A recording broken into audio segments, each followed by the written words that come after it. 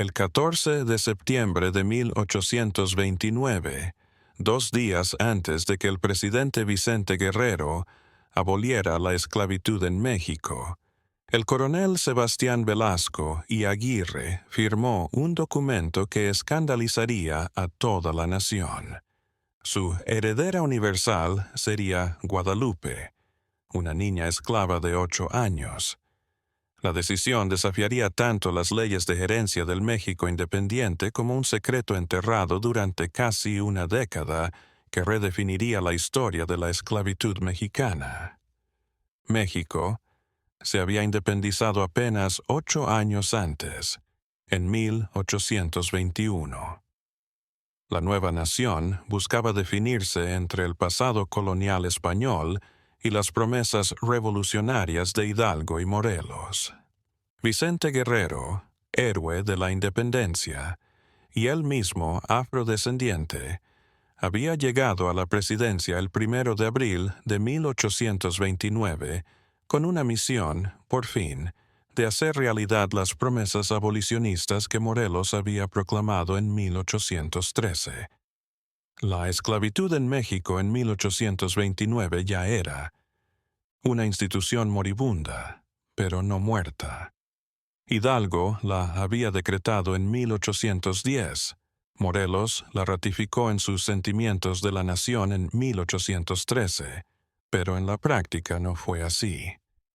Se calculaba que todavía quedaban entre 3,000 y 10,000 esclavos en México, sobre todo en las haciendas azucareras de Veracruz, en las minas de oro de Guanajuato y en las plantaciones de Enequén en Yucatán.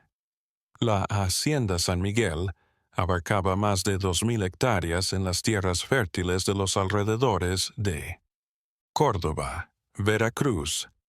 Sus cañaverales abastecían 3 ingenios que producían azúcar moscabado y aguardiente de caña, exportados al interior del país, Cuba y España. Era una de las haciendas azucareras más prósperas de todo el Golfo.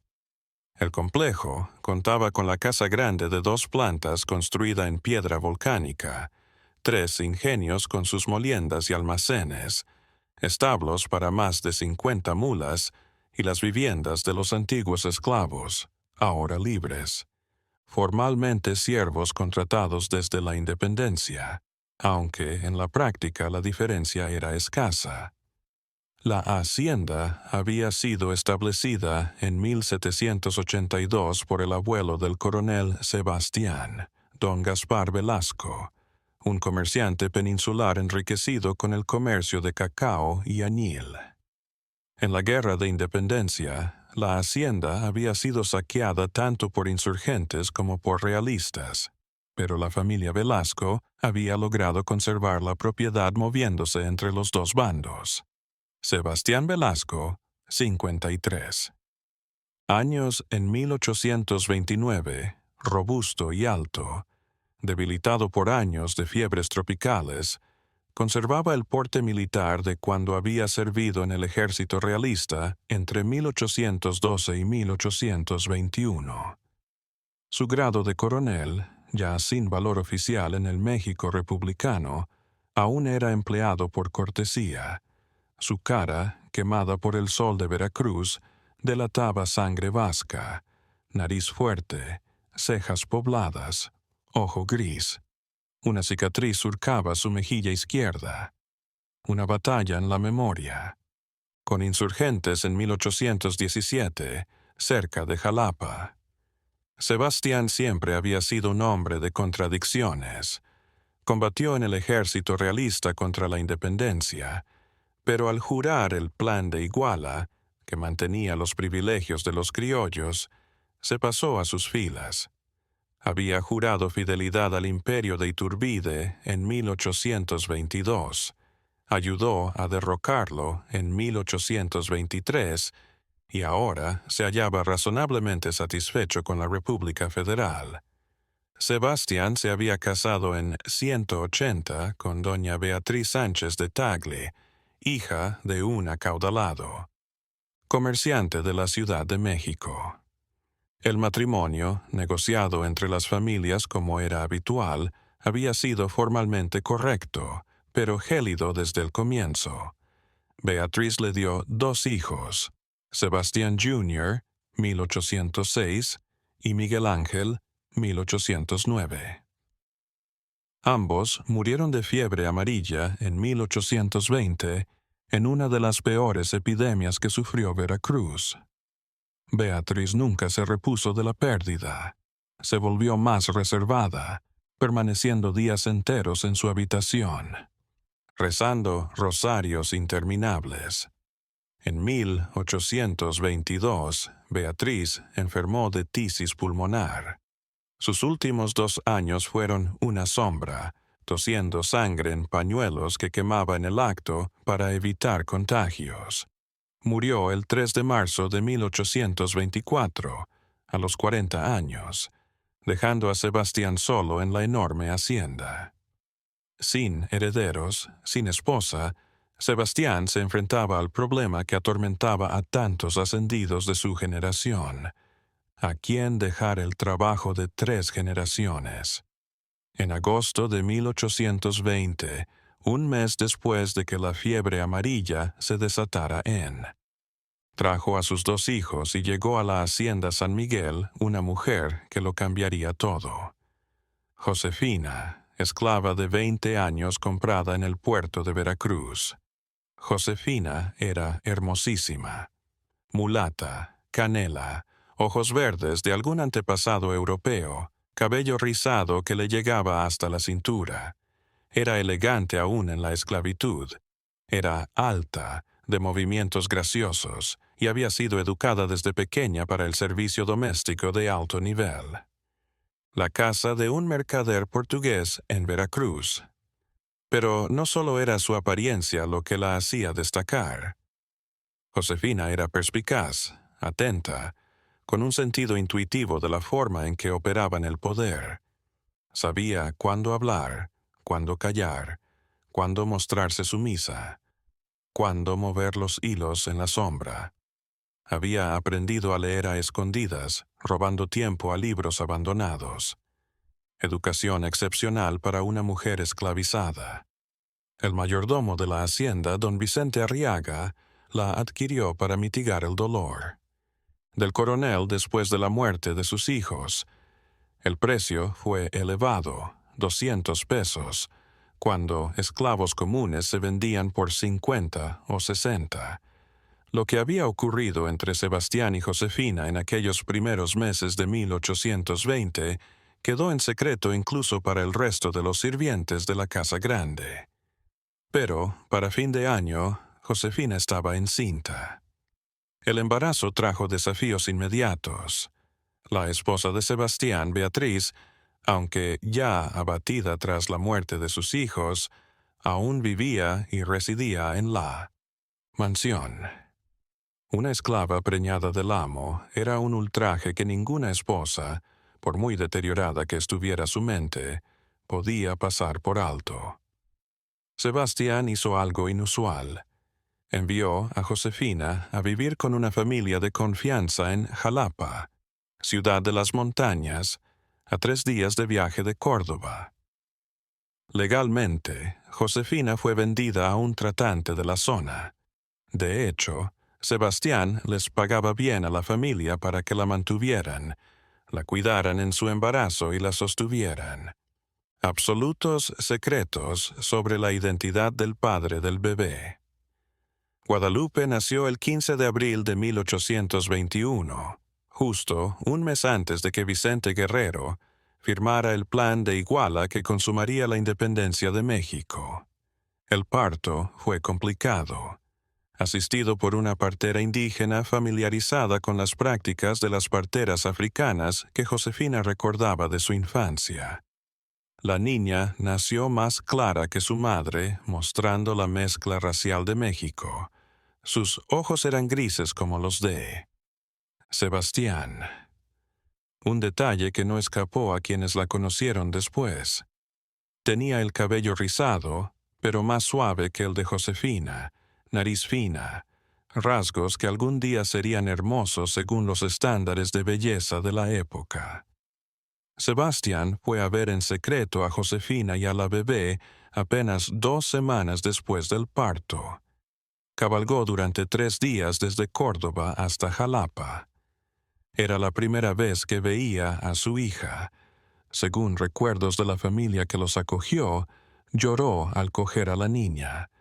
Guadalupe en sus brazos. «Es mi hija», habría susurrado. «Mi única hija sobreviviente». Pero una hija que no podía reclamar. Hija de esclava, parida en pecado, concebida en adulterio. En el México de 1821 era una niña sin derechos, sin futuro legal, sin existir. Los primeros años, Sebastián iba a Jalapa ocasionalmente con el pretexto de negociaciones comerciales. Observaba a su hija desde la distancia. Le traía pequeños obsequios para no llamar la atención. Le pagaba bien a la familia que las acogió. Pero a medida que Guadalupe crecía, la pregunta se hacía más urgente. ¿Qué futuro le esperaba? Como hija ilegítima de esclava, legalmente continuaría siendo propiedad del coronel Velasco. Cuando tuviera edad suficiente, seguramente la venderían como sirvienta a alguna familia que necesitara una doméstica. Viviría y moriría en las sombras, sin nombre, sin reconocimiento, sin legado. La idea lo atormentaba a Sebastián. Esta niña, su sangre, su única descendiente viva, iba a vivir como esclava. En 1827, cuando Guadalupe tenía 6 años y Sebastián 51, el coronel comenzó a manifestar los primeros síntomas de lo que los médicos llamarían fiebre terciana, una forma crónica de malaria muy común en las tierras bajas de Veracruz. Los episodios de fiebre se intensificaron. Sebastián empezó a enfrentarse a su propia mortalidad, y con ella la necesidad de hacer algo que alteraría no solo su vida, sino la historia de la esclavitud en México. Y esta historia apenas comienza. Un coronel poderoso, una esclava hermosa, una niña inocente y un secreto que sacudirá los cimientos del México recién independizado. Dale like si quieres saber cómo una decisión imposible cambió para siempre las leyes de herencia en México. Dinos desde dónde nos ves. Josefina permaneció en Jalapa 9 años, de 1820 a 1829, en el limbo jurídico y social que caracterizaba al México postindependentista. Era, oficialmente, esclava alquilada a los Herrera, pequeños comerciantes, que habían amasado fortunas con las tiendas de novedades importadas. Era la amante clandestina del coronel Velasco, la madre de su hija ilegítima y prisionera de las circunstancias. La casa de los Herrera era sencilla, pero acogedora. Edificio colonial de 2 plantas en la calle principal de Jalapa. Josefina compartía una pequeña habitación en el segundo piso con Guadalupe. Era relativamente libre de vagar por la ciudad, ir al mercado, ir a misa. Los domingos en la parroquia de San José, pero no era libre. Cada paso era vigilado por doña Herrera, quien informaba mensualmente al coronel Velasco sobre las actividades de Josefina. No podía salir de Jalapa sin permiso expreso. No podía trabajar fuera de casa. No podía, sobre todo, revelar quién era el padre de Guadalupe. Lo que hizo diferente la infancia de Guadalupe en sus primeros 8 años fue la educación que recibió, poco común para una niña de su condición jurídica de esclava. Josefina, que aprendió a leer a escondidas cuando era niña, le enseñó las letras a Guadalupe antes de los 4 años. La niña mostró inteligencia temprana, aprendiéndose el alfabeto, aprendiendo a leer palabras, devorando los escasos libros que se encontraban en la casa de los Herrera. Sebastián, en sus visitas clandestinas, traía libros escogidos, catecismos ilustrados, fábulas de Esopo, historias de santos, incluso algunos volúmenes de las fábulas de La Fontaine, traducidas al castellano, libros que una niña de familia decente podría leer, pero que eran inusuales para una hija ilegítima de esclava. Cuando Guadalupe cumplió 6 años en 1827, Sebastián contrató en secreto a un tutor privado, públicamente para educar a los hijos de la familia Herrera, pero con instrucciones de enseñar también a Guadalupe. El maestro don Rodrigo Salinas, sacerdote franciscano retirado, nunca supo por qué se lee. Les pagaba bien para que educaran también a la sirvienta mulata. A los 8 años, Guadalupe ya leía fluidamente, escribía con buena letra y sabía aritmética elemental y geografía de México. Podía recitar de memoria extensos fragmentos del catecismo y de fábulas clásicas. Era una educación superior a la que recibían muchas niñas de familias mexicanas respetables de clase media. La de Josefina y Guadalupe era una relación de amor y dolor. Josefina adoraba. Amaba a su hija con pasión, pero sabía que ese amor estaba prohibido. Cada noche, antes de acostarse, Josefina cepillaba el cabello rizado de Guadalupe y le contaba historias. Algunas eran cuentos clásicos, otras ecos de África que Josefina recordaba haber oído de su propia abuela, una esclava traída directamente de la Costa de Oro décadas atrás. Había una vez una princesa africana, empezaba Josefina, que fue capturada por malvados y llevada en barco a través del océano. Perdió el trono, perdió el nombre, perdió todo, pero no perdió la dignidad. Y esa dignidad la heredaron sus hijas y las hijas de sus hijas.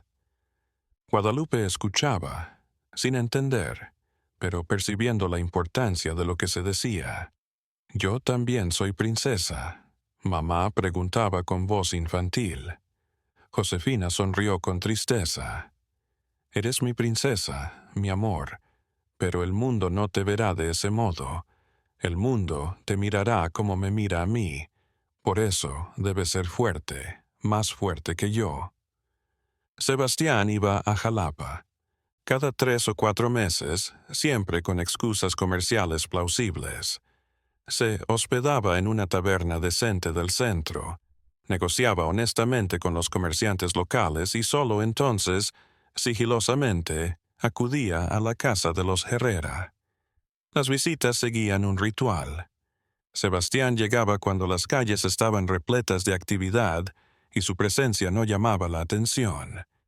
Entraba por la puerta principal, como cualquier cliente de los Herrera, subía al segundo piso y pasaba una hora con Josefina y Guadalupe en la pequeña habitación. Cuando Guadalupe era una bebé, Sebastián solo la observaba dormir, asombrado de que esta cosita portara su sangre.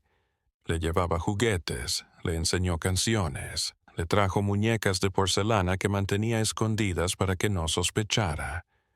Cuando Guadalupe cumplió 5 años y empezó a hacer preguntas más difíciles, Sebastián se enfrentó a un dilema imposible. Tenía que decirle que era su padre. Josefina. Se negó rotundamente. Si sabe que eres su padre, le dolerá más. Esperará cosas que nunca podrás ofrecerle. Hazle pensar que eres solo un buen samaritano. Será menos doloroso. Sebastián asintió a regañadientes. Para Guadalupe era don Sebastián, el hombre amable que venía de vez en cuando, que traía regalos, que pagaba sus estudios. Un bienhechor lejano, nada más. Pero los ojos grises de Guadalupe, los suyos, lo atormentaban cada vez que la veía. Desde 1827 la salud de Sebastián empezó a deteriorarse. Los episodios de fiebre se intensificaron. Sudaba, temblaba, deliraba horas enteras en lenguas desconocidas. El médico cordobés Dr. Santaleón Ruiz le diagnosticó fiebres palúdicas intermitentes y le recetó quinina importada del Perú. sangrías periódicas con sanguijuelas y reposo absoluto. Nada servía. La enfermedad progresaba. Para 1828, Sebastián había perdido casi 20 libras de peso. Su cara, antes llena, se había afinado, sus mejillas hundidas, sus ojos ardiendo con fiebre constante. Los criados de la hacienda comenzaron a murmurar que el coronel no llegaría a otro año. En una de sus peores fiebres en noviembre de 1828, Sebastián tuvo la visión que lo transformaría. Alucinando en su lecho, creyó ver a sus dos hijos fallecidos, Sebastián Jr. y Miguel Ángel, de pie junto a su cama. «Padre», le dijeron en su delirio, «tienes otra hija, una hija viva. ¿Por qué la dejas? ¿Por qué lo dejas morir en la esclavitud como nosotros morimos de fiebre?» Sebastián se despertó del aturdimiento con una claridad mental que no había sentido en meses. Mandó llamar a don Vicente Arriaga, su mayordomo de toda confianza. «Vicente, trae a Josefina y a Guadalupe ahora. Inmediatamente van a vivir aquí en la hacienda». Don Vicente, indignado, trató de disuadirlo. «Traed aquí, señor, a la esclava y a la hija bastarda, y todo el mundo sabrá la verdad». «Su fama, con mi reputación», interrumpió Sebastián, con la voz baja pero firme. «Me estoy muriendo, y no voy a morir y dejar a mi hija en la esclavitud». En diciembre de 1828, Josefina y Guadalupe fueron trasladadas de Jalapa a la hacienda San Miguel de Córdoba. El viaje de 3 días en carruaje fue revelador para ambas. Guadalupe, de 7 años, nunca había salido de Jalapa. El mundo se abrió. Las montañas nevadas del pico de Orizaba al oriente, valles verdes que se extendían hacia las tierras bajas, los campos infinitos de caña de azúcar, el calor húmedo que se intensificaba a medida que descendíamos hacia Córdoba. «¿A dónde vamos, mamá?», preguntaba una y otra vez. «¿A un lugar nuevo?», respondía Josefina, sin atreverse a revelar que iban a vivir en la hacienda del padre secreto de Guadalupe. Al llegar a San Miguel, Guadalupe se sorprendió con lo enorme que era la propiedad. La casa grande era 3 veces más grande que la de los Herrera. Las cañas se extendían hasta donde alcanzaba la vista. Decenas de operarios, antiguos esclavos ahora libres, pero encadenados económicamente a la hacienda, se desplazaban como hormigas por entre las plantaciones. Sebastián las recibió en la puerta de la casa grande. Un acto inusual que sorprendió a los sirvientes que estaban presentes. Un amo recibiendo a esclava y a su hija como si se tratara de huéspedes de honor. Las colocó en habitaciones del segundo piso, cerca de su propia habitación. Las habitaciones eran sencillas, pero cómodas, con camas adecuadas, muebles de cedro, ventanas a los jardines interiores, un lujo impensable para gente en condición legal de esclavitud. Los demás sirvientes miraban con curiosidad, resentimiento y comprensión a la vez. Los rumores comenzaron casi de inmediato. La mulata esclava era amante del coronel. La niña de ojos grises era su hija ilegítima. Una noche de enero de 1829, mientras la fiebre volvía a atormentarlo, Sebastián llamó a Guadalupe. A su habitación, la niña, sorprendida por el aspecto demacrado del benefactor que conocía de toda la vida, entró con cautela. Sebastián, con la voz apenas audible pero firme, finalmente reveló la verdad. «Guadalupe, tienes que saber algo. Don Sebastián, yo soy tu padre». La niña de 8 años lo miró, sin entender. «Pero mamá dice que mi papá murió antes de que naciera. Tu madre mintió para salvarte, para salvarme». Sebastián se atragantó, escupiendo el pañuelo de sangre Soy tu padre, tu verdadero padre, y el mundo jamás lo reconocerá, pero yo lo reconozco. Eres mi hija, mi única hija viva. Guadalupe se puso a llorar, no porque entendiera, sino porque el dolor en la voz de Sebastián era inconfundible. ¿Por qué no me lo dijiste antes?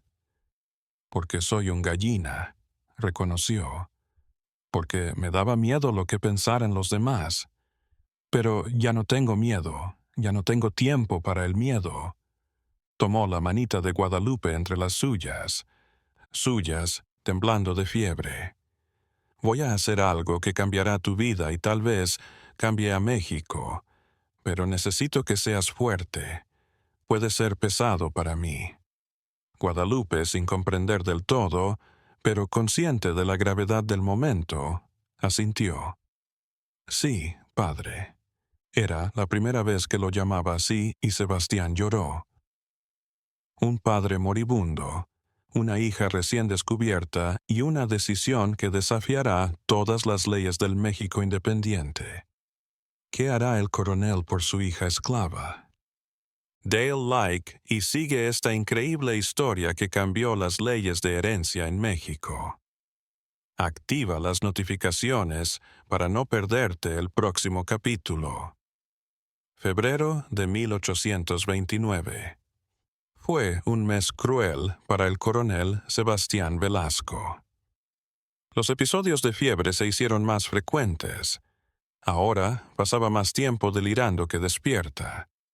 El doctor Pantaleón Ruiz iba a la hacienda 2 veces por semana, cada vez más desesperanzado de que su paciente se recuperara. Coronel, debe poner tenga sus cosas en orden, le advirtió el médico en una de las consultas. Su estado empeora.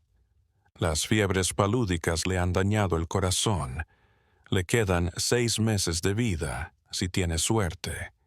Sebastián lo escuchó con la calma de quien conoce su destino, pero la necesidad de defender a Guadalupe se hizo imperiosa. Sin testamento, todo su patrimonio iría a primos lejanos en la Ciudad de México que nunca había conocido, sobrinos que nunca habían puesto un pie en la hacienda. Guadalupe y Josefina quedarían abandonadas como cualquier otra posesión transferible.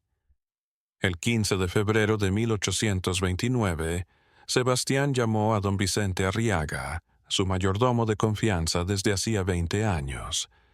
Vicente, trae al notario, al mejor notario de Córdoba, y quiero que esto quede en secreto hasta el momento debido. Don Vicente, el hombre práctico que había estado al servicio de los Velasco durante 20 años, sabía lo que su amo estaba planeando y sabía que también era una locura legal. Señor, lo que pide es imposible. Las leyes de la herencia no lo permiten. Trae al notario, interrumpió Sebastián con la voz baja pero firme. Yo haré las leyes. Don Agustín García Oviedo era el notario más reconocido de Córdoba, un hombre de 60 años que había dedicado 40 a su profesión. Primero bajo el dominio colonial español y ahora bajo la República Mexicana. Había escrito testamentos para decenas de familias veracruzanas, siempre cuidando los detalles legales. Cuando don Vicente irrumpió en su despacho con la llamada del coronel Velasco, García Oviedo se alarmó.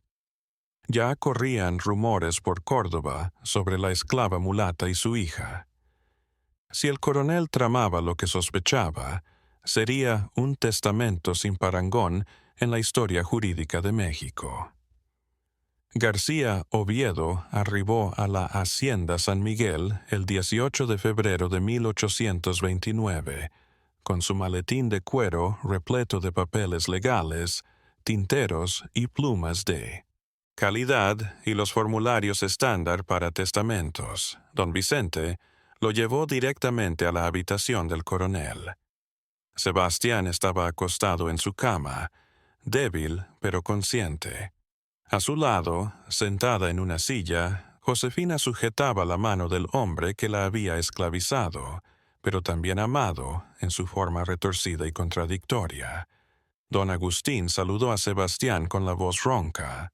Quiero que me escriba el testamento, y le digo que va a ser el testamento más polémico que jamás haya escrito. García Oviedo, C. Se sentó, abrió su maletín, preparó tinta y papel. Listo, coronel. Dígame sus órdenes. Sebastián inició con las cláusulas de costumbre, deudas por pagar, mandaspías para la iglesia de Córdoba, pequeñas pensiones para antiguos servidores de la casa. García Oviedo tomaba nota de cada palabra. Entonces vino la parte difícil.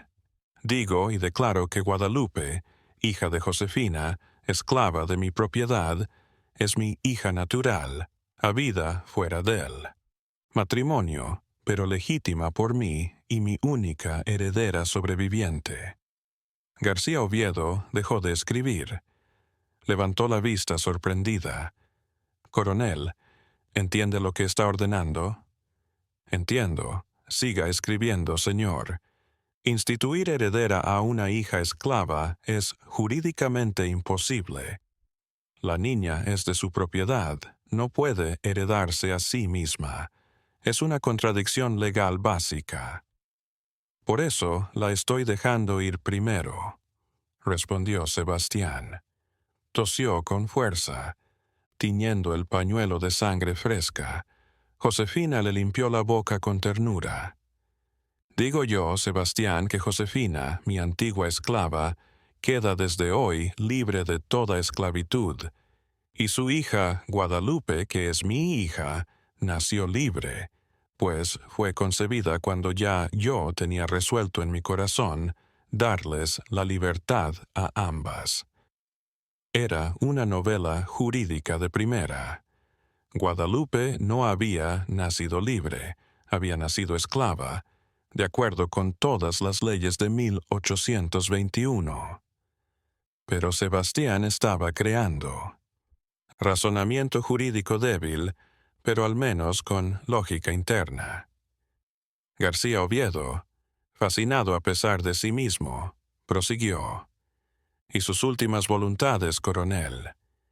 Instituyo heredera universal de todos mis bienes a mi hija natural Guadalupe. Todo lo que tengo, la hacienda San Miguel, los ingenios, las tierras, el ganado, el dinero en el Banco de México, las joyas familiares, todo, pasa a ser de su plena propiedad el día de mi fallecimiento. Coronel, la niña tiene 8 años. Años no puede manejar una propiedad de este tamaño. Por lo cual, continuó Sebastián, declaro por tutora legal y administradora de todos los bienes a Josefina, su madre, hasta que Guadalupe alcance la edad de 21 años. Josefina tendrá plenos poderes para decidir en nombre de Guadalupe. García Oviedo dejó la pluma sobre la mesa. Coronel, le digo en serio, este testamento se va a impugnar. Sus primos lo desafiarán. La Iglesia podría censurarlo por consagrar el adulterio. Otras familias esclavistas lo desafiarán por el precedente que crea. Esto no durará un mes en los tribunales. Sebastián sonrió levemente. Tal vez no, pero lo intentaré. Y quién sabe. Don Agustín, el presidente Guerrero, vas a decretar la abolición total de la esclavitud. Si eso pasa antes de que me muera. Mi testamento podría ser justo lo que México necesita. El testamento se escribió durante 3 días.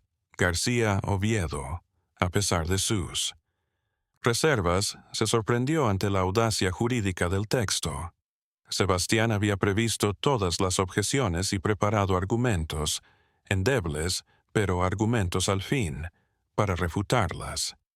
Mencionaba la Constitución de 1824, que reconocía como ciudadanos libres a todos los nacidos en territorio mexicano. Mencionaba los decretos abolicionistas de Hidalgo y Morelos. Mencionaba el derecho natural de los padres a legar sus bienes a sus hijos. El 21 de febrero de 1829 se dictó el último testamento para Firma. Sebastián, demasiado débil para sentarse, lo firmó tumbado en su cama con García Oviedo sosteniendo el papel. La firma fue temblorosa, casi ilegible, pero legal. Se necesitaron 3 testigos. Don Vicente Arriaga firmó en primer lugar, aunque sabía que ello le acarrearía problemas en el futuro. El doctor Pantaleón Ruiz firmó en segundo lugar, más por compasión médica que por convicción legal. El tercer testigo fue el padre Eusebio Maldonado, párroco de la iglesia de Córdoba. El padre Maldonado había dudado antes de aceptar ser testigo. Como sacerdote debía condenar el adulterio que había engendrado a Guadalupe. Pero como creyente que conocía a la niña de las visitas que hacía cuando el coronel estaba enfermo, no podía decir que se merecía algo mejor que la esclavitud. Dios tenga piedad de todos nosotros, murmuró mientras firmaba. El testamento quedó sellado, registrado en el libro de actas notariales de García Oviedo y archivado. Una copia fue entregada a Josefina, que la ocultó entre sus escasas pertenencias. Aquella noche, cuando estuvieron solos, Josefina encaró a Sebastián, agradecida y horrorizada a la vez. ¿Sabes lo que has hecho? Le has puesto un blanco enorme en la espalda a Guadalupe. Todos los parientes que codician tu fortuna ahora nos querrán destruir. Lo sé, reconoció Sebastián. Pero al menos tendrán que pelear. Al menos ya no te podrán vender y a Guadalupe como si fuera cualquier otra propiedad heredable. Podríamos morir por esto. Los odios hacia los esclavos que intentan superarse son violentos. ¿Has visto los linchamientos cuando negros libres compran tierras? Entonces huirás si es necesario, dijo Sebastián. En el testamento deja dinero para que vayas a México o fuera del país si es necesario, pero por lo menos van a tener con qué defenderse. Josefina se aferró al hombre que la había esclavizado y ahora trataba de liberarla. De la manera más maravillosa. ¿Por qué, Sebastián? ¿Por qué ahora? Tras años de esconderme. ¿Por qué no nos liberaste hace años? Porque era un cobarde, dijo. Porque me preocupaba más mi reputación que tu felicidad. Pero cuando te mueres, te das cuenta de lo que importa. Y lo principal es que mi hija, nuestra hija, no muera esclava como murió su madre. Los meses que siguieron, Sebastián dedicó lo que le quedaba de energía a preparar a Guadalupe para lo que le esperaba. Contrató al mejor maestro que se podía encontrar en Córdoba, don Germán Villavicencio, normalista educado en México, caído en desgracia por liberalismo político. Villavicencio recibió órdenes precisas: educar a Guadalupe como si fuera una hija legítima de la nobleza, enseñarle a leer y escribir, aritmética mercantil, contabilidad de haciendas, nociones de agricultura, geografía comercial de México. Esta niña va a heredar una hacienda, le dijo Sebastián. Debe conocer la manera en que gestionarla, debe conocer de contratos, préstamos, venta de azúcar, manejo de personal. Villavicencio, sorprendido, aceptó el reto. En marzo, abril y mayo de 1829, Guadalupe fue instruida como ninguna otra niña de 8 años podría haber sido instruida, revolucionaria para una niña legalmente esclava. Aprendió a calcular intereses de préstamos, a descifrar contratos mercantiles, a comprender los ciclos de cosecha de caña de azúcar, a llevar libros de contabilidad elementales. Don Germán se sorprendió de lo rápido que aprendía. Esta niña es muy inteligente. Coronel, con la educación adecuada podría dirigir no solo una hacienda, sino un imperio empresarial. Sebastián sonrió débilmente desde la cama. Esa es la idea, don Germán. Esa es la idea. El 15 de septiembre de 1829 llegó a Córdoba la noticia más esperada y temida. El presidente Vicente Guerrero había decretado la abolición total de la esclavitud en México. Fue el segundo país en el hemisferio occidental, después de Haití, en abolir por completo la institución. El decreto declaraba: queda abolida para siempre la esclavitud en la República. Son libres los que hasta ahora fueron esclavos. Quedan, por tanto, prohibidas las compras y ventas que hasta aquí se hacían, y todo lo demás que se seguía al estado de esclavitud en la persona del esclavo. Cuando la noticia llegó a la hacienda San Miguel, Sebastián llamó de inmediato a Josefina y Guadalupe a su habitación. Estaba tan débil que apenas podía hablar, pero sus ojos brillaban. Guadalupe murmuró: «Oficialmente eres libre. Toda la esclavitud en México está abolida. Ya no eres de nadie, eres mexicana, con todos los derechos que ello implica». Guadalupe, ahora de 8 años y medio, entendía mejor que cuando llegó a la hacienda 8 meses atrás. «Significa que ahora puedo heredar tu hacienda sin problemas, padre». Sebastián se ahogó tosiendo. El pañuelo volvió a teñirse de sangre. Significa que ahora la lucha legal será otro. Ya no pueden decir que eres una posesión, que no puedes heredarte a ti misma.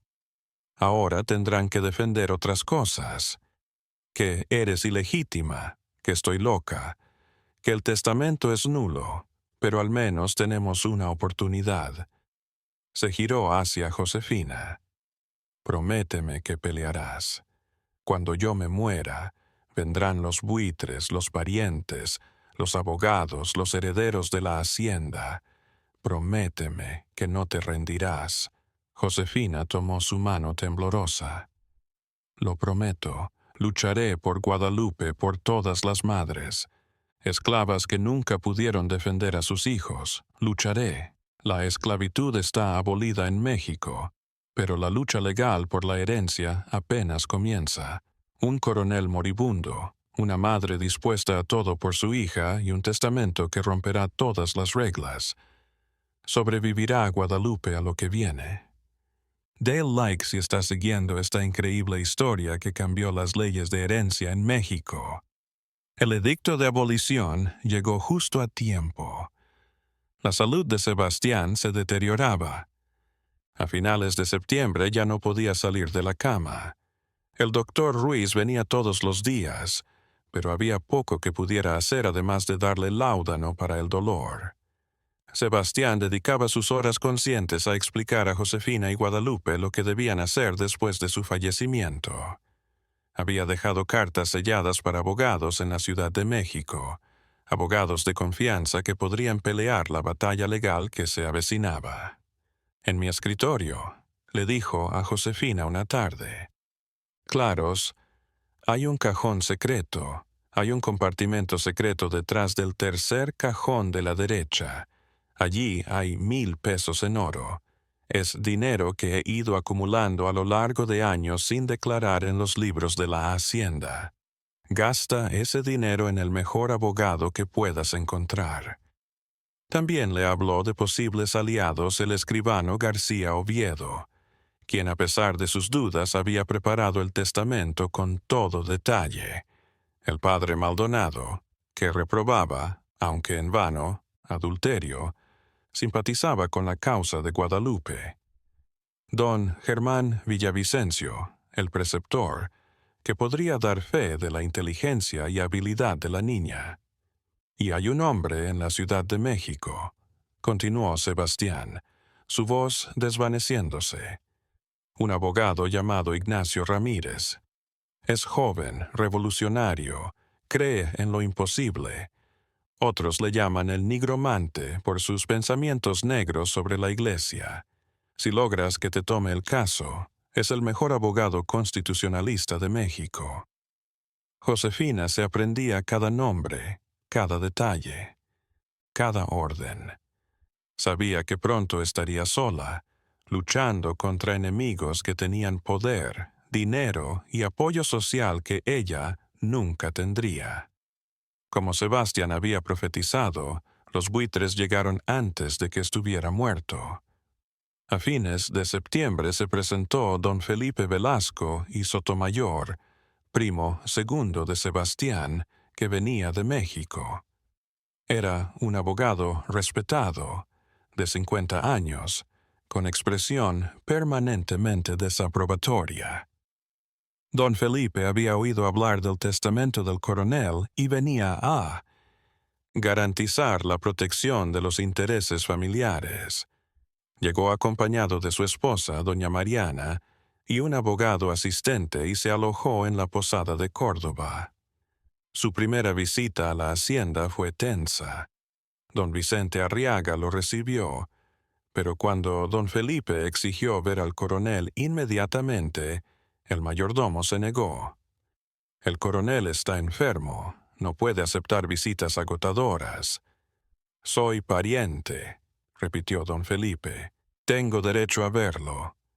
Finalmente le permitieron una corta visita. Sebastián, claro, aquel día, lo recibió con frialdad.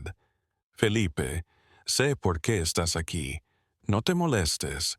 Mi testamento está registrado y es legal.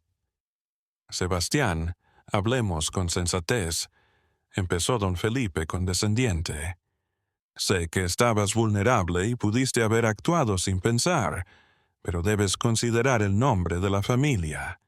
No puedes dejar la hacienda Velasco a solas. A mi hija, interrumpió Sebastián. ¿Puedes decírselo a mi hija? A una bastarda mestiza terminó matando don Felipe. Sabes qué dirán, el escándalo que armará. Los Velasco han sido gente de honor por 3 generaciones y tú vas a arruinarlo por un calentón con una esclava. ¡Fuera!, ordenó Sebastián con lo que le quedaba de fuerza. Fuera de casa. Y diles a todos los otros buitres que esperen afuera, que ni tú ni nadie más le va a robar a mi hija lo que es suyo. Don Felipe salió enojado, pero sonriendo. Satisfecha. El coronel estaba loco, fuera de sí. Eso haría más fácil desafiar el testamento. El final fue rápido. El 14 de octubre, Sebastián despertó sabiendo que era su último día. Había una claridad extraña en su mente, la claridad final que a veces llega antes de la muerte.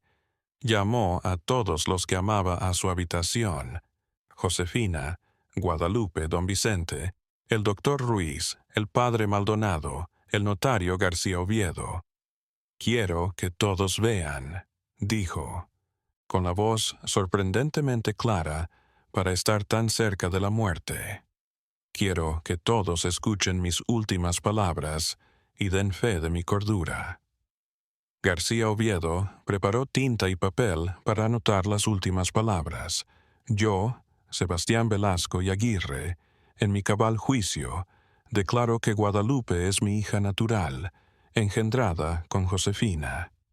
Sé que las tuve como esclavas durante años y que fue una forma cobarde de huir, por temor al qué dirán. Tosió, pero siguió. Mi último testamento de fecha 21 de febrero de este año expresa mi voluntad. Guadalupe va a heredar todo lo mío. Josefina será quien gestione el patrimonio en su nombre. Cualquier impugnación de este testamento es impugnar mi voluntad expresa, manifestada en el presente ante testigos fidedignos. Se giró hacia Guadalupe, que lloraba en silencio. Hija, perdón por no ser el padre que merecías. Perdóname por retenerte. Escondida por años, pero no me perdones por lo que te dejo. Pelea por ella. Es tuya, por derecho, por sangre, por amor, por justicia. Finalmente miró a Josefina. Y a ti, mi amor. Perdón por todo, por comprarte como esclava, por ocultarte durante años, por todo lo que soportaste por mi cobardía. No merezco tu perdón, pero te lo ruego. Josefina se arrodilló al lado de la cama y tomó su mano. «Estás perdonado. Has hecho más por nosotras que cualquier hombre en tu posición haría. Muere en paz». Sebastián cerró los ojos. Su respiración se volvió más y más superficial. El padre Maldonado dio los últimos sacramentos rezando en latín las oraciones de los moribundos. A las 4 de la tarde del 14 de octubre de 1829, el coronel Sebastián Velasco y Aguirre dio su último suspiro rodeado de las dos mujeres que amó y los testigos que certificarían su muerte. El funeral tuvo lugar 2 días después en la iglesia principal de Córdoba. Fue un acontecimiento social. El coronel Velasco había sido una figura local durante décadas. Acudieron vecinos ascendidos, comerciantes cordobeses, funcionarios del ayuntamiento y, desde luego, los familiares arribados desde la Ciudad de México. Lo que escandalizó de inmediato fue ver a Josefina y Guadalupe en primera fila de la iglesia. Cargos tradicionalmente reservados para familiares directos. Don Felipe Velasco reclamó a Fray Maldonado. «Esto es un insulto. Una esclava y su hija ilegítima sentadas como si fueran parientes legítimos». El padre Maldonado, con repentino valor, respondió. El coronel Velasco reconoció formalmente a Guadalupe como su hija en su lecho de muerte. Delante de Dios y en presencia de testigos tomarán el lugar que les corresponde. Guadalupe se quedó de pie durante toda la misa, sus ojos fijos en el ataúd de su padre. No lloraba. Ya había llorado todo lo posible en los 2 días anteriores. Ahora solo sentía determinación helada. Su padre le había dado la oportunidad. No la desperdiciaría. Josefina, de pie a su lado, miraba a los familiares y curiosos con rostro inescrutable. Ya sabía lo que iba a pasar. Pude notar el odio apenas disimulado en la mirada de don Felipe, la morbosidad en las miradas de las damas respetables, el resentimiento en los rostros de otros hacendados que consideraban el testamento de Sebastián una amenaza para todo el orden social. Pero también vio posibles aliados. El notario García Oviedo asintiendo apenas. El doctor Ruiz, con un gesto de solidaridad, don Germán Villavicencio, el preceptor, presente, aunque distante del coronel. Tras el entierro en el cementerio de Córdoba, don Vicente Arriaga se aproximó a Josefina. «Señora, los familiares han pedido que se lea el testamento mañana. Don Felipe ha traído a su propio abogado. Va a ser confrontacional». «Lo sé», respondió Josefina con calma. «Estamos listas». El testamento se leyó el 17 de octubre en la oficina del notario García Oviedo, en Córdoba. La pequeña oficina estaba llena. Don Felipe Velasco y su abogado, 2 primos más que llegaron de Puebla, los representantes de la iglesia interesados en las donaciones pías que se mencionaban en el testamento, don Vicente Arriaga y, por supuesto, Josefina y Guadalupe. García Oviedo inició la lectura de las cláusulas iniciales, deudas por pagar, legados a la iglesia, pensiones a antiguos criados. Todo era normal y nadie se quejó. Entonces llegó el momento. Juro solemnemente que Guadalupe, hija natural mía y de Josefina, es mi única y legítima heredera. A ella ya dejo todos mis bienes, la hacienda de San Miguel con todas sus tierras, ingenios, bestias y edificios. «Protesto», dijo don Felipe levantándose.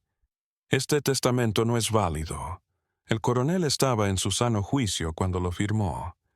Nadie en su sano juicio dejaría en herencia una hacienda como San Miguel a una niña bastarda de 8 años».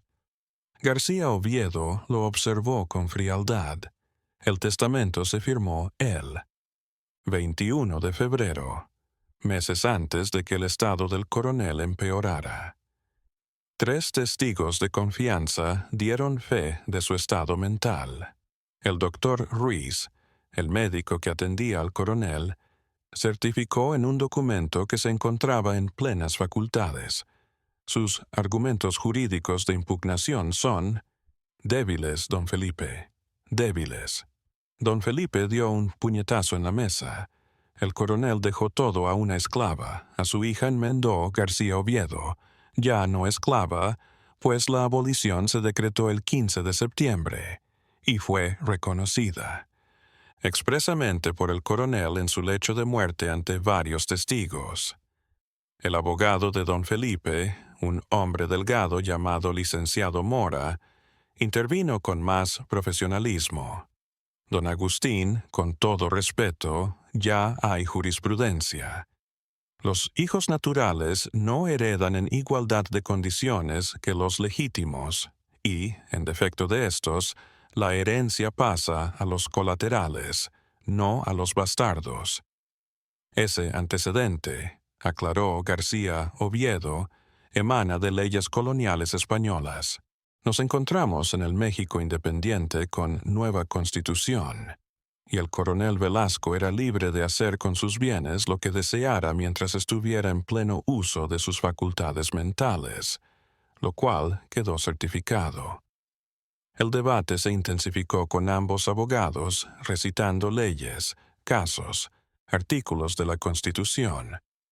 Josefina escuchaba, sin decir una palabra, pero tomando notas mentales. Guadalupe, sentada a su lado, escuchaba con los ojos muy abiertos cómo su destino se negociaba en términos legales que apenas entendía. Finalmente, tras 2 horas de debate, García Oviedo cerró el libro de actas notariales. Caballeros, el testamento está registrado y es legal. Si quieren impugnarlo, tendrán que ir a tribunales en Veracruz y, si es necesario, a tribunales federales en la Ciudad de México. Pero este notario da fe de que el documento está en todas las formas de derecho. Don Felipe se puso en pie, furioso. Esto no ha terminado. Vamos a llevar este caso hasta la Corte Suprema. Corte, si es necesario. Una negra no va a gobernar la hacienda de los Velasco. Primero, sobre mi cadáver. Salió, azotando la puerta. Su abogado le siguió tras notificar formalmente la impugnación del testamento. Cuando la oficina quedó vacía, García Oviedo se giró hacia Josefina. Señora, le advierto, tienen razón. Esto no ha terminado. Esto es solo el principio. La pelea en la corte podría llevar años. Lo sé, respondió Josefina, pero pelearemos por Guadalupe, por todas las madres y niños que nunca tuvieron esta oportunidad. La lucha legal por la herencia más codiciada de México ha comenzado. Una niña de 8 años contra toda la nobleza del país. ¿Podrá Josefina defender lo que el coronel dejó a su hija? Dale like si quieres saber cómo termina esta increíble historia. Activa las notificaciones para el próximo capítulo. El juicio de impugnación del testamento se inició el 1 de noviembre de 1829 ante el juzgado de Veracruz. Don Felipe Velasco decía que el coronel estaba loco por culpa de las fiebres delirantes, que Guadalupe, como hija ilegítima, no tenía derechos y que Josefina había embrujado al coronel con artes oscuras. El último argumento apelaba a los prejuicios raciales más arraigados. La mujer negra seductora destruyendo a hombres blancos respetables. Josefina fue a Ciudad de México en busca del abogado que Sebastián había mencionado, Ignacio Ramírez, el nigromante. Joven de 28 años, defensor de causas perdidas, azote de la iglesia, escuchó sin decir una palabra. Su caso es maravilloso, dijo.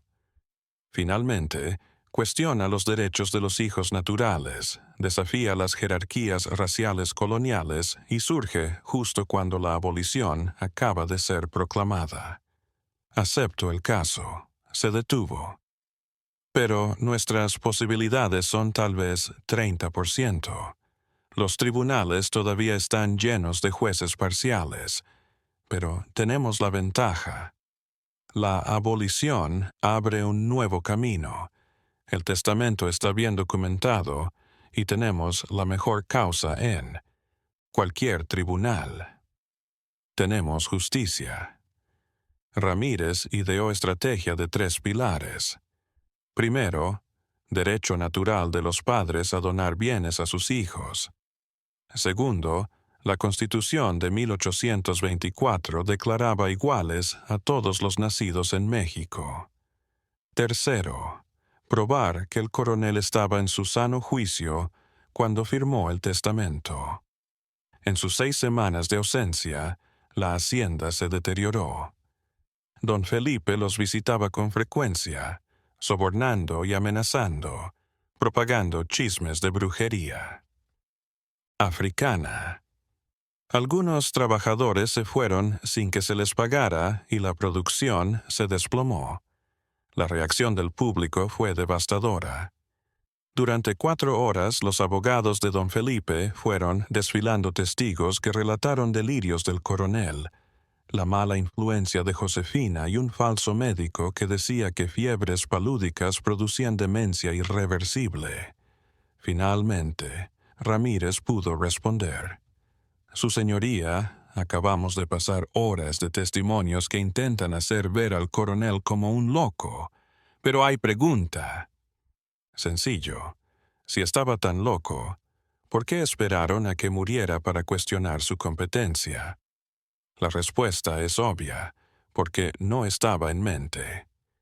Llamó al doctor Ruiz, quien juró que el coronel estaba en sus cabales en febrero de 1829. El juez dictará sentencia en 30 días. Mientras esperaba, las amenazas aumentaron. Aparecieron carteles. La negra bastarda no heredará. Piedras destrozaron ventanas. Vete antes de que te echemos a patadas. Don Vicente contrató guardias armados. Todos sabían que sí. Una multitud de asaltantes no bastaría. La primera batalla judicial ha concluido. Una niña de 9 años y su madre contra todo el sistema judicial mexicano. ¿La justicia triunfará? Like si estás amando esta historia épica. Solo quedan 3 capítulos. El veredicto se produjo exactamente 9 años después del nacimiento de Guadalupe. Ramírez telegrafió. Sentencia dictada. Vengan de inmediato. El juez Reyes y Villagrán dictó sentencia salomónica, tratando de contentar a ambas partes sin complacer por completo a ninguna. Primero, el testamento era legítimo. Segundo, Guadalupe era heredera. Hasta aquí, victoria total. Pero luego, tercero, la herencia la administraría en fideicomiso tripartito con un representante de Josefina, un representante de la familia Velasco y un tercero neutral designado por tribunal. Cuarto, Guadalupe no podría recibir la herencia completa hasta los 25 años, no 21, y demostrar la capacidad adecuada. Quinto, la mitad de las utilidades anuales serían retenidas hasta los 25 años. Era victoria mutilada. Guadalupe heredaría, pero con condiciones que parecían poner en duda la propia herencia. 2 semanas después, el fideicomiso estaba en su lugar. Designó a don Vicente Arriaga. Don Felipe designó al licenciado Mora. El juez designó a don Sebastián Lerdo de Tejada, comerciante honorable y sin nexos. El primer encuentro fue guerra. Don Felipe planteó reformas para rescatar la hacienda, despedir fieles empleados, vender tierras, recortar fondos para Guadalupe. Don Vicente se negó en cada, planteada con buenos argumentos. Don Sebastián Lerdo solía votar con don Vicente. «Este fideicomiso es un engaño», tronó don Felipe. El árbitro apoya a la negra. Don Sebastián lo observó con frialdad. «Yo tomo decisiones en base a datos contables, no en razas. Si tiene problemas, pida mi sustitución, pero mientras esté, votaré con hechos». Guadalupe ganó su primera batalla, pero 16 años de pelea aún le esperan. ¿Podrá una niña convertirse en la hacendada que su padre sueña? Solo 2 capítulos para el final. Los siguientes 9 años convirtieron a Guadalupe de niña esclava en una mujer de negocios. Le enseñó una excelente educación, contabilidad mercantil, técnicas agrícolas, derecho mercantil. Para 1835, a los 14 años, ya llevaba ella misma los libros y asistía a las reuniones del fideicomiso, haciendo preguntas agudas. Bajo su mandato, San Miguel introdujo cambios revolucionarios. Nuevo sistema de riego elevó la producción 20%. Modernizaron aparatos. Con maquinaria cubana diversificaron con café de altura. Las ganancias crecieron. Para 1834, San Miguel era de nuevo la más productiva de Veracruz. Cruel paradoja. Don Felipe cobraba sus elevadas ganancias gracias al talento de la negra bastarda que detestaba. La primera gran crisis se produjo en 1836. El presidente Santa Anna decretó nuevos impuestos abusivos. Don Felipe sugirió vender la mitad de las tierras para pagarlos. Idea absurda de diseño. Para disminuir la herencia de Guadalupe. Guadalupe, ahora de 15 años, lo encaró. «Tío, ya saqué bien los impuestos. 2,847 pesos. La hacienda dispone de 8,000 pesos en caja. No tenemos nada que vender. Solo quiere disminuir mi herencia». Abrió el libro mayor, revelando cada cifra, cada proyección, cada cálculo. El silencio fue total. Don Felipe, humillado en público por una quinceañera, salió furioso. La idea fue rechazada. El suceso se convirtió en una leyenda en Córdoba. Como la mulata menor había vencido al abogado consagrado en materia de finanzas. 1840. Victoria parcial. En 1840, tras años de batallas legales, el Tribunal Superior dictó sentencia parcial. Mantuvieron el fideicomiso, pero bajaron la mayoría de edad de 25 a 21 años. Pequeña, pero importante victoria. Guadalupe asumiría el control total 4 años antes. Guadalupe, ahora de 19 años, aceptó el fallo con una madurez sorprendente. No aplaudió ni lloró, asintió. Dijo, «Gracias, don Ignacio», y volvió al trabajo. Había aprendido que las victorias legales eran solo una parte. La verdadera victoria sería probarle día tras día que era digno de la confianza de su padre. De esclava a empresaria en 11 años, solo le faltan 2 para tener el control total. Un último capítulo mostrará qué pasó con la niña que heredó un imperio. Dale like si has llegado hasta aquí con esta increíble historia. El día que Guadalupe cumplió 21 años fue un día histórico. Por primera vez, la hija natural de una esclava asumía la propiedad de San Miguel. La boda fue en Veracruz. Don Felipe había fallecido 2 años atrás sin conseguir despojar la hacienda. Cuando el juez proclamó a Guadalupe como única dueña, algunos aplaudieron. Guadalupe no respondió, asintió con la dignidad aprendida en 13 años de escrutinio público. Los siguientes 53 años probaron que el coronel había tenido razón. San Miguel se convirtió en una de las marcas más exitosas de México. Guadalupe revolucionó. Radicales. Fue la primera promovida en dar salarios justos. Edificó escuela para hijos de obreros. Modernizó por completo los molinos con maquinaria inglesa. En la guerra con Estados Unidos de 1846 a 1848, cuando muchas haciendas se derrumbaron, San Miguel sobrevivió y apoyó a sus vecinos. En la Reforma 1858 a 1861 permaneció neutral productivamente.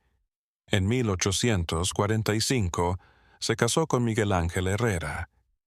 Tuvieron 5 hijos, todos ellos muy bien educados, incluso las mujeres, un acto inusual para la época. Nunca lo olviden, les repetía. Su riqueza fue forjada con audacia de desafiar injusticia. Josefina llegó a ver a su hija casada y respetada. Murió en 1868, a los 68 años, rodeada de familia. Sus últimas palabras: «Lo hicimos, hija». Contra viento y marea lo hicimos. Su tumba Josefina, 1800 a 1868, nunca fue de nadie, solo de ella. Guadalupe gobernó San Miguel hasta su muerte en 1895, a los 74 años. Era una de las mujeres más ricas de Veracruz, respetada incluso por aquellos que la discriminaron. En su testamento repartió la herencia entre sus 5 hijos y dejó una renta perpetua para la educación de niños pobres, en especial negros. La historia de Guadalupe sentó jurisprudencia en derechos de hijos naturales, capacidad femenina para administrar bienes y eliminación de diferencias raciales coloniales. Pero más allá de casos legales, demostró que la condición de nacimiento no define el destino, que la inteligencia y la voluntad pueden vencer prejuicios estructurales, que justicia lenta, pero justicia al fin, es posible. La moraleja de Guadalupe no es que la justicia siempre gana, es que la justicia siempre merece ser peleada, incluso cuando las chances están en contra, porque a veces, con coraje, inteligencia y buenos compañeros, lo imposible se hace posible. Y cuando eso ocurre, se transforma no solo una vida, se transforma la historia de una nación. Esta es la historia de la esclava de 8 años que heredó el imperio del coronel y cambió las leyes de herencia en México. 1829 a 1895. Si te conmovió esta historia, compártela, para que más gente conozca este increíble episodio de la historia de México. Dale like para más contenido histórico de gente que luchó contra la injusticia. Dinos desde dónde nos ves.